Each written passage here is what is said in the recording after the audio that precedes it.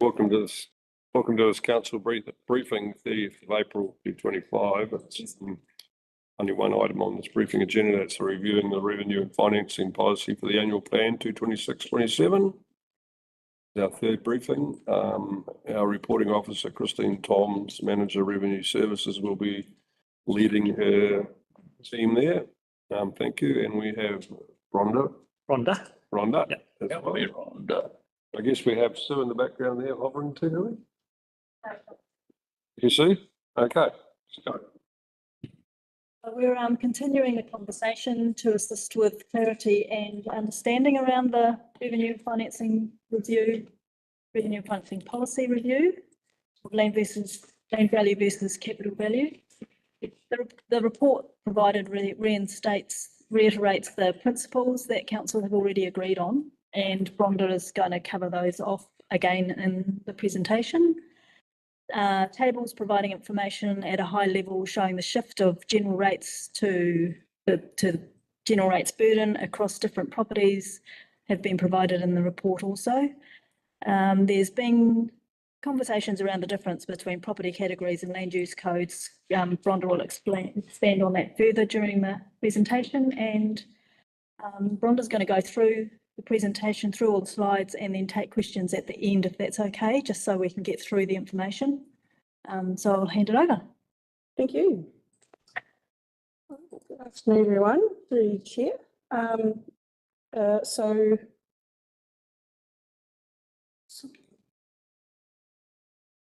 So that we've all seen these couple of slides about where we're up to with the review of the financing policy. So we're at step 2. And these are some of the questions that we need to ask as part of that step 2 process around the burden and where that lies. So we'll talk about a few of those as we go through. The guidance from councillors so far that we agreed the principles from the first review and looking at the components of general rates and understanding where they land.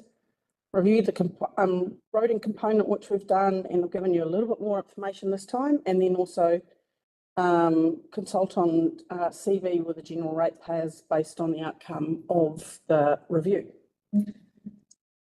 So these were the principles that council had agreed on as part of that review, which was consider the CV has more of a connection to wealth and ability to pay than just the land value.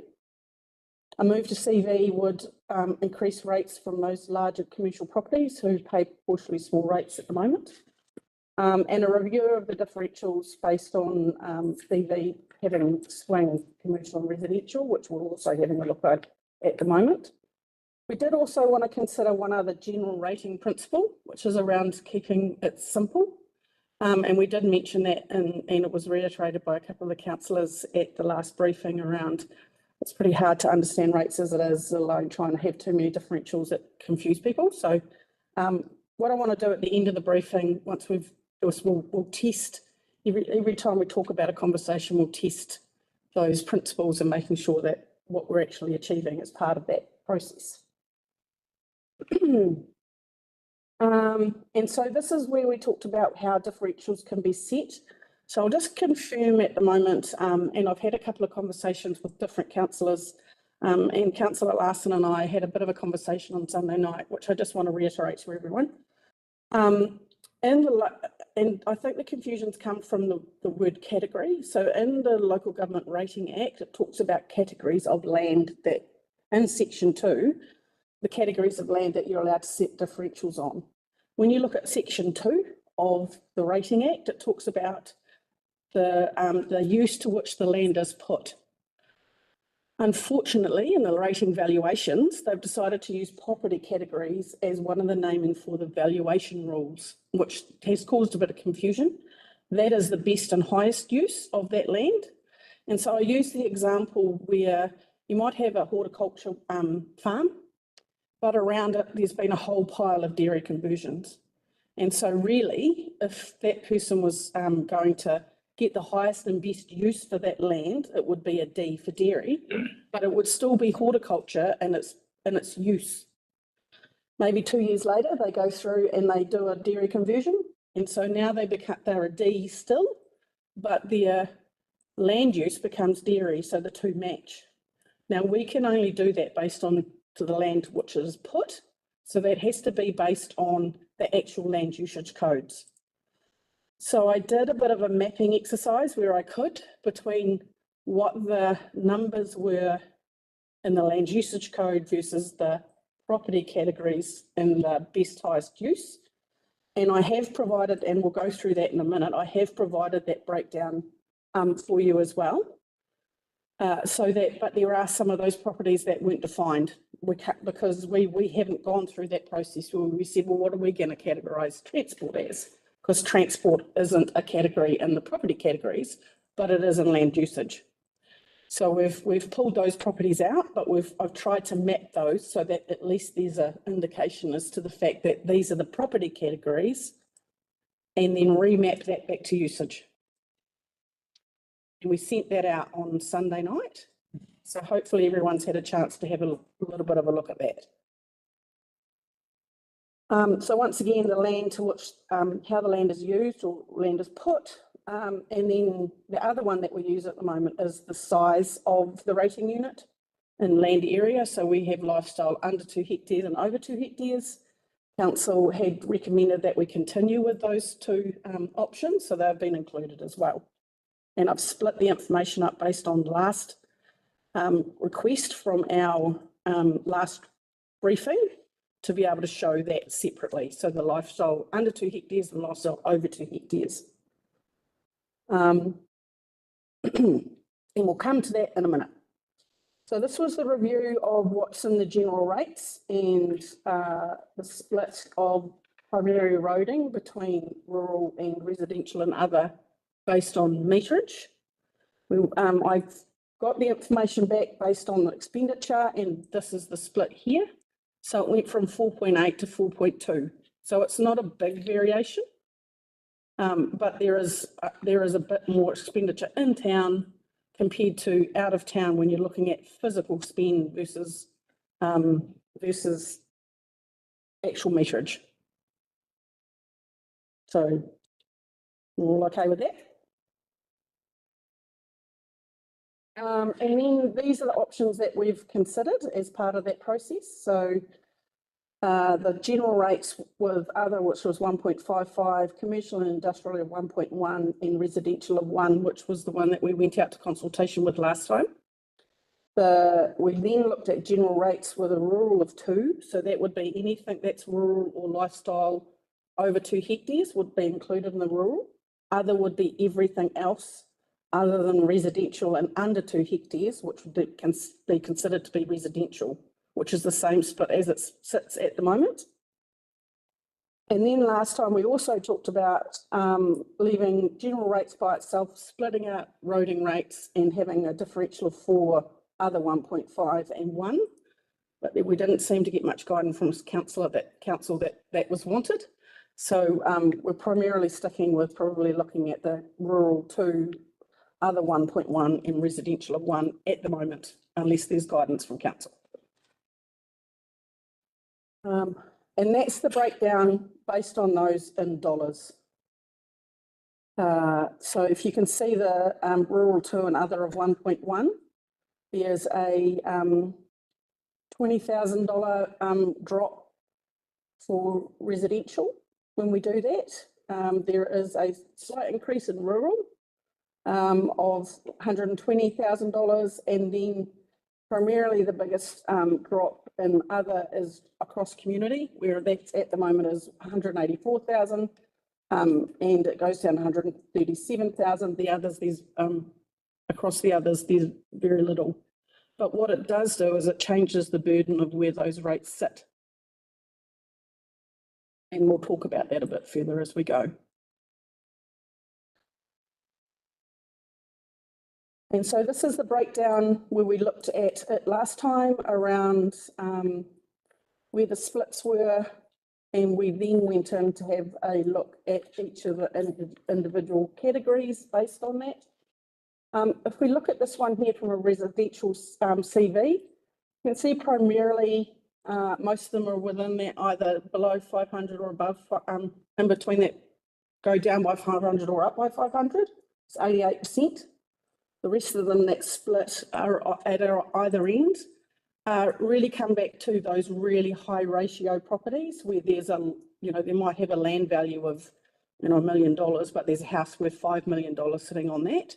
That's where that biggest increase is for those properties that are outside that $500.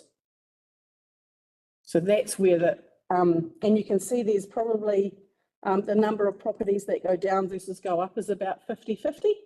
So we are, for those smaller value properties, there is a decrease across the board for some of those smaller properties versus those higher CV properties. It's keeping that burden primarily within that area, is, like I said, for residential is the same, bar about $20,000.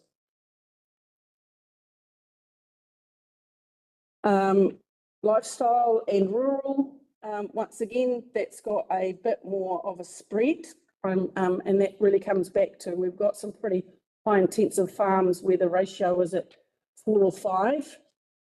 So they are now paying a bit more than the people who would have otherwise been paying less. And you can see that there's about 12.2% of the properties actually have a decrease of more than $500. And there are 18% that actually go up by more than $500. And once again, that comes back to that intensity of farming based on the CV versus LV, with that small swing increase to rural of 127,000. And then in commercial versus or other, which has got commercial, community, industrial, and the others. The biggest ones that have the commercial reduction, the reduction in those is the community properties. And that's where the community, which is one that we possibly would look to possibly put in a remission for, is around those properties that are, they might be recreational in nature, or they have very little improvement on them. There is one community property, which is this one, has a increase in that space, and that's where we would look to put in a remission to be able to alleviate that for those ones that are going up by more than $500.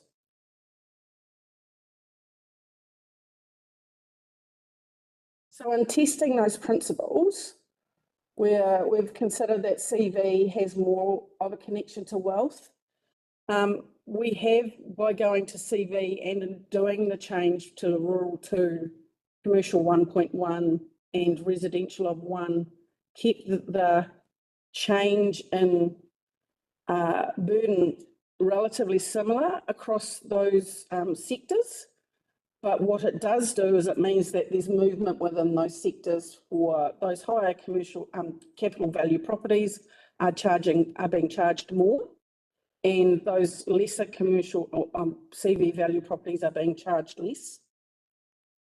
We are getting an increase in those CVs for those larger properties, the likes of Frontier, Silver Fern Farms, Woolworths, those sorts of properties are paying significantly more. And we can talk about some of those numbers in particular.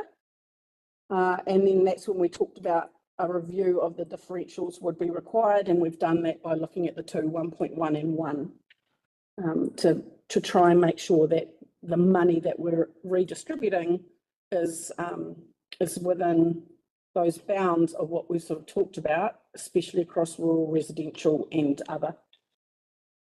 And having a simple rating system, we are increasing the differential numbers by 1. So we're going from 2 to 3, but that's a relatively simple differential process, in the fact that we're not asking people to tell us, have you changed from horticulture to arable? What sort of farming have you changed? If it's done a lifestyle subdivision, we would already know that, because that comes through our system anyway. It's keeping that relatively simple, both for ratepayers to understand and for the administration of the rating system as it is. And then we'll talk about the timing at the end, I think, because that will depend on what comes out of today, depends on how that timing happens. So I just wanted to be able to walk through that information beforehand. and try and keep it at a bit of a high level value. And then have any opportunity to answer any questions or get direction from council would be great. Any questions to start with? Councillor Vincent, Councillor Nara. Yeah, I guess to go back to the beginning, we're motivated to try and redistribute the imposition of the rates. So out of that, we want some people to be paying more, which is generally the commercial industrial properties, which seem to be getting a bit of a, not exactly a free pass, but a discount pass. And there's other places which, as a result, would get a benefit. With those options that we've seen, I'm struggling to see how we're able to target the commercial industrial properties without it also collecting, there's a bit of collateral damage, if you like, as well.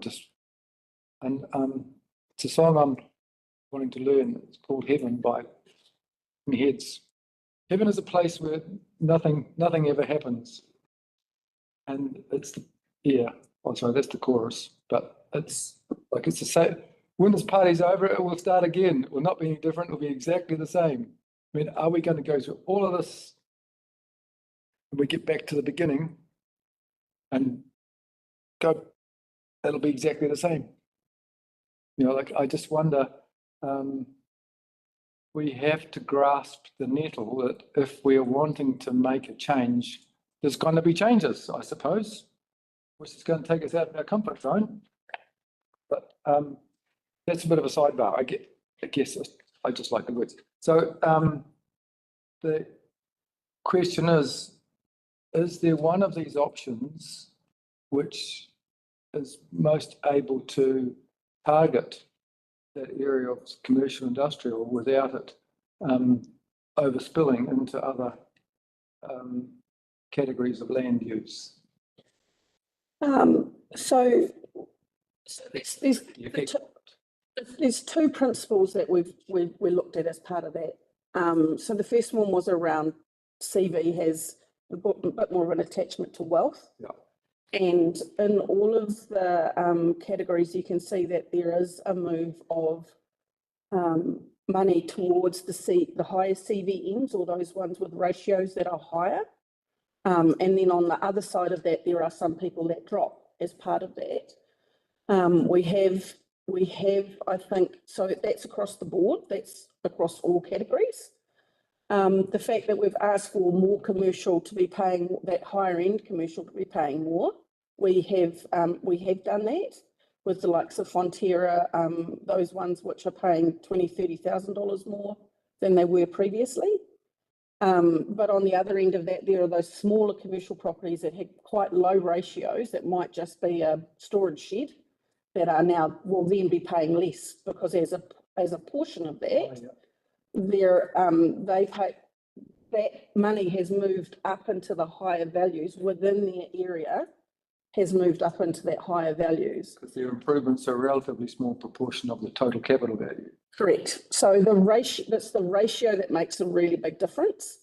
And so if you're looking at a piece of land that's got, and so for example, there is a commercial property that has a significant reduction that has no improvements on it whatsoever. So it's not using any of the roading because there's nothing happening on the land. No one apart from the odd bit that's happening.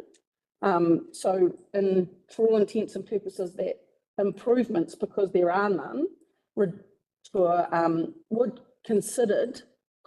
be considered to be correct in the fact that they're not getting as much service or benefit as those ones that have very big improvements and are, properties that are being highly utilised. So at the moment, we have managed with now there might be an opportunity to look at that commercial differential and where we put community. So it might be that other differential could be more like 1.2. in which case then that would pull a bit more back into commercial industrial, and we could take community out of that and have a look at where that should sit, or use a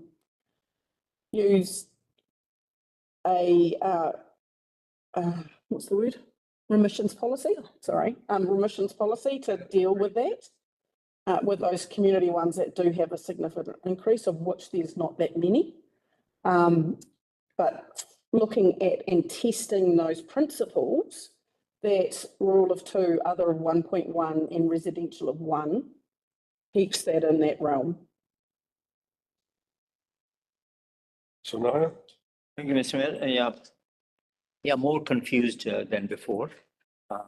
So question is obviously, one thing I think we did ask is that it'll be good to know the number of people in that particular thing, which is not, so for example, you're saying, if I look at it, Dargaville, 88% increase, Glenks, 38%. I'm talking residential first, right? Then we go to that. And then Mangawhai is probably lower, I don't know why. Kopru, 33%, Tinopai, 20%. All those increases, huge increases in residential. That's not the purpose we are trying to achieve to make it affordable. So the focus should be on residential and how many people being affected. So I'd like to see the numbers behind those. How many people affected by those? So for example, the 88% increase, are there 100 people or 1,000 people, you know? That figure. Those are the numbers that are affected in each of the different changes in their rates is in the slides. In the slides, okay. Sorry, not there. No, so that's just a sample properties So, in the slide. So you can see at the moment, the number of people that go from 0 to 10 for $0 to $10 for residential, which includes lifestyle under 2. There are 448 properties that sit in that space. What slide number are you on? Number 13. okay. So the second thing so I don't know who asked or when we changed the differential to 1.1 for commercial industrial, because that's a huge drop. So that's literally, they are not paying anything more than the residential, which doesn't make sense. So when you look at the numbers of what they were paying previously, yes, 1.55 Yeah. from LV with LV versus CV, Yeah. the CV takes account of that. Yeah. So the differential, when you roll to CV, has a different impact. So you have to take the differential number in conjunction with the CV change. You have to take those two things into consideration. And so that's what we've done when we look at the CV versus LV, where if you look at rural, their land value is normally a much higher component of their land value, of their capital value. Yeah. So two with CV has relatively same impact than 1.55 with LV. Yeah. There is a small amount of money that moves out of the other categories and into rural, but it's primarily the same amount. And that's what comes in this value here, where you can see it goes from 12,500,000 to 12,620,000. So I mean, if you turn the page over, you're talking rural properties, all and dairy and whatnot, and that's all red. So this was all red in the beginning, the first presentation. So the benefit was going to rural before, and benefit is going to rural again, 35% to 26% reduction from the sample properties.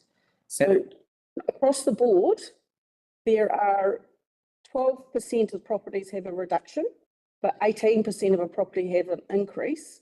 There is an actual increase at the moment of the general rate, if we go to 2, 1.1 and 1, based on the split of properties as they stand at the moment, they are actually going to be paying more in rates if it stays at the differentials that we're talking about at the moment.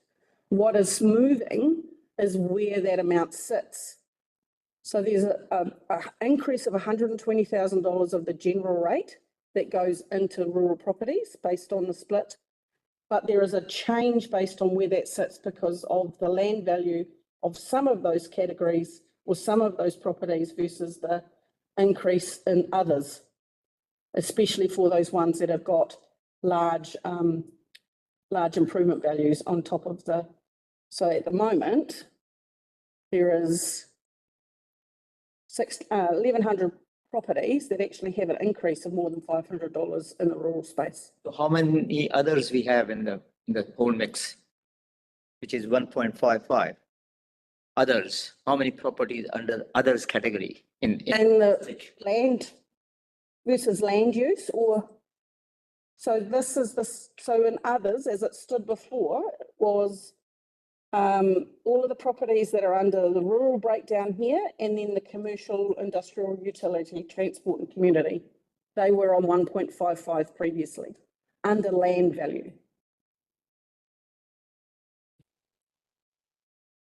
It says generate CV on page 3rd. I don't understand.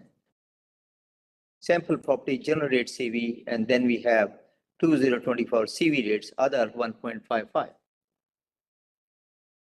So that's sorry. That's the 10, but So the 10 bit is the one that we consulted on last time. That's the one that you didn't want to do. I've left that there for reference. The information that we're talking about at the moment is the one that's in the yellow samples.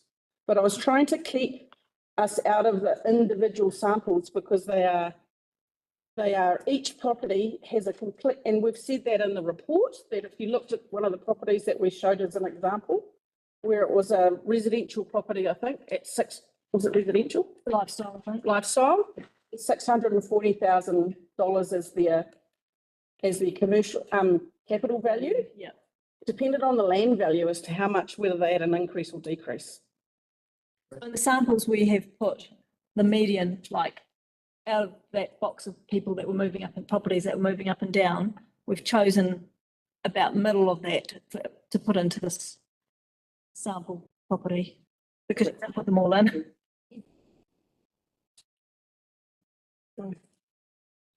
In the absence of, could I ask, should we be then, rather than looking at the selection of properties, just go with the number for each land use or whatever, like in terms of growth figure, and say, okay, this is the number we want to be reducing, and this is the areas where we want it to be increasing or whatever. Just like work from that end and then see how that flows backwards from there. So, Is that possible? Desirable? so you aren't supposed to come up with an end result and then work it backwards. What you're, Said that, yes. yep. So what we're wanting to do is look at the overall impact of the adjustments that we're making on the community as a whole. And that's why we were so insistent on getting the principles at the beginning. So the principles that we set, which was CV has more of a connection to wealth. The commercial property should be paying higher, and there's still an opportunity to look at other being a higher differential if that's the case. And I have looked at 1.2 as an opportunity. And then so those are the two principles that we've worked on. And then the differentials. And yeah, and the change of differentials, which is what is the outcome of that as part of those two. Because if we left the differentials as exactly what they were, we proved right back at the beginning that you couldn't do that because the CV would automatically swing amounts of money into the commercial and residential properties because they 9 times out of 10 have a much higher improvement ratio as part of that process. So by doing what we've done by looking at capital value with rural of 2, other of 1.1, and like we said, this is still up for debate. It's not, we've looked at it as an option, gives us a relatively similar amount of money across the board for the residential and lifestyle individuals, rurals and commercial and industrial. But what it does do is the CV factor means the spread of that is different now, and it puts the value of those CVs with the higher property present, the principle of the higher values paying more runs through that when we look at each of the individual areas in this space here. Okay, look, I'm just looking at our timescale for this. Today we've got this briefing, then we've got the 4th of June, another council briefing, is that right? This was planned to be the last briefing before Okay, so we you went away. you need feedback from this week. We haven't had had a lot of time to absorb this, to be honest. And I think we've got a deadline on it this Sunday evening to get you feedback. So would that would work? Because I want to be able to sit down and have a good look at this before I give feedback today. We haven't got this. Well, that's a decision of council from that point of view. The bit I would just consider once again is that the timeframe that we're looking at. Yeah. And the ability for us to actually rework the policy and have time for it to be reviewed and then go out for. That's why I'm saying here, we put a timeline on it, of say Sunday evening, so that we have, Monday to go forward with a feedback. So what feedback are we talking about? Because if that means then that I need to bring information back to you, is that creating another briefing, or is it, what would we? Bring the information back by email, I'd say be most efficient, wouldn't it? Yeah, information by email. So bear with me. So I'm kind of in the same camp as Rhonda, just need a bit of clarity here. So if you provide feedback to Rhonda via email, which is fine, by Sunday, close of business, what happens if, some feedback is different to other feedback, and how we expect it to then try and get a direction from the council if they're contradictory feedback? By what date do you need the final direction? By end of next week or something? Can you help me out with the process team as far as dates go?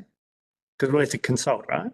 We do have, if we are changing, we have to, oops. On page 6 of the briefing paper, you've got the 30th of April additional council briefing, the 4th of June, was where we would put the draft policy with the information in there to you to make sure you're comfortable with it prior to the end of June meeting adopting the policy. So then we can consult. We need to consult, right? So we are pushing timeframes down. How do you suggest we progress so we can actually? Well, you could go, what Mayor's suggesting is anyone who's got any feedback they want to give gets it in before Monday, and then we could convene something online, I suppose, to run over it if you need to take direction. I mean, we can't make a decision anyway. Yeah, so it's definitely direction from council, because until we adopt, and it's a draft policy for it to go out to consultation. Yeah. But I get a bit of it, apart from,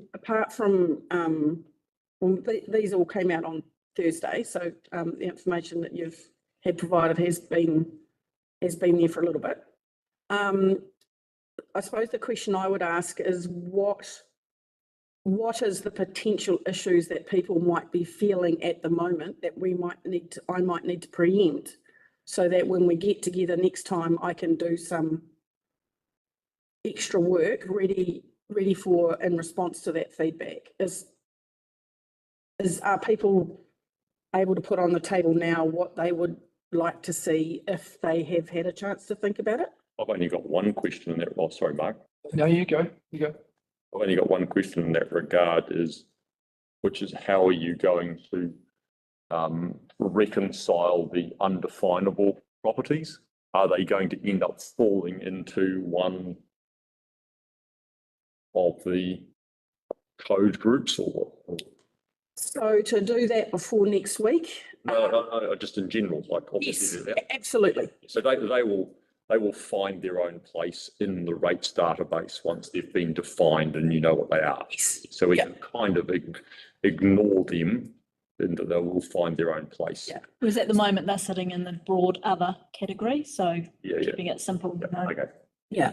So looking at them so transport, which I would probably have looking at what it is, it's probably going to end up being described as utilities, because it's things like Kiwi Rail and, those sorts of bits and pieces. So it's but there's also car parks. So car parks are probably going to have to become commercial. So we just need to work out where they would likely sit in that space. Yeah. And at the time when we were talking about them on Sunday night to get the information out to you, it was not enough time to work through that. So that 167 properties would become relatively definable from there.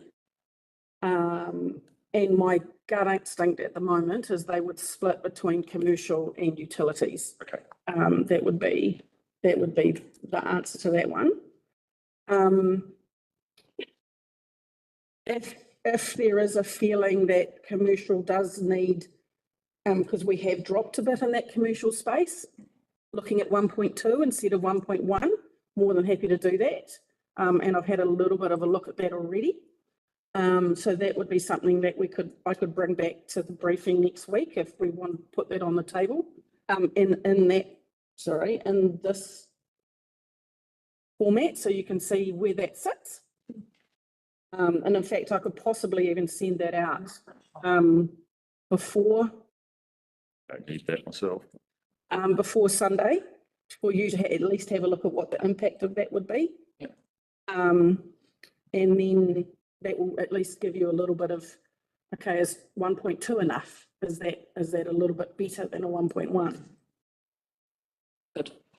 Thank you. Yeah. Was there anything else? Awesome. That was basically my question. I was just wondering how much work was involved in doing, so we're in the purple zone, so to speak, We are. changed from 1.1 to 1.2, Mhm. which would mean then that's for the other, which is commercial, industrial, utility, transport, community. And if that is going up, then it will have a spillover impact to the other categories. Correct. And it's good to be able to see just where those tips might Mhm. fall. Yeah. So would it be too much work to do a 1.3 as well? I could do that. Just to see how that looks, because, and it might be, yes, trying to draw the target around where the arrow lands, Mhm. which is, specifically what you're not supposed to do. But I'm just looking at the bottom line of each category and seeing that, well, compared with status quo, like as the purple zone stands, residential is slightly cheaper. Rural lifestyle lifestyle and rural would be slightly bigger. And the commercial industrial, like the other, would be significantly lower. And that's the area that needs to be adjusted some more. And then put in the remissions for the community type facilities to balance things. Mhm. Yeah. It might be worth pursuing, I think. So, and I think what that does, like I said, is it answers those principles, which is really what I wanted to test every time we looked at that. It is moving money into CV. It is moving, we're trying to keep some of those relatively similar without pinging different people, but will be within the realm of each individual area. Residential and lifestyle, the higher CVs are playing more, the lower CVs are playing less. So we are actually living within those principles. Councillor Nara. Thank you, Mr. Mayor. I think I'm in line with what Councillor Vincent mentioned. I would also like some play around on commercial. We are dropping it from 1.5 very significantly. So 1.3 is one I would like to see as well. And the other thing I would like to see is you talked about affordability and you talk about people being affected. End of the day, we like to affect the residential people the least because they are the majority, one, and two, they are the sufferers and more vocal as well. And if we can reduce the burden on residential for obvious reason and not benefit rural significantly, and so that's another. So it'll be good to see those figures. Thank you. And with the 2 and the 1.1, we are in fact actually reducing the burden on residential already. Yeah, but it's And rural's gone up by 120,000. okay. Thank you. I'd like to thank you for your work. I think there's a lot of work in there and there's a lot of understanding to do. And I think we've moved forward with that understanding and we'll get that feedback and whatever So I would suggest that this is the last opportunity to give feedback. Oh, we recognise that. Can I just clarify? We're getting rid of the orange one there, and that's. And the blue one? What we went at with the blue one, and we're maybe putting in two more slides. Everyone's seems in line that they want to go ahead with CV rather than land value. That's what I'm taking from this. And we'll do a couple of smaller iterations, which you believe we're on the right line. Yeah. Thank you. Yep. Brilliant. Up on 1.2. All right, long day, so let's pack it up. Thank you. And we'll get on to that feedback. Yeah. Thank you. 3:27, we are finished. Yeah, very well done.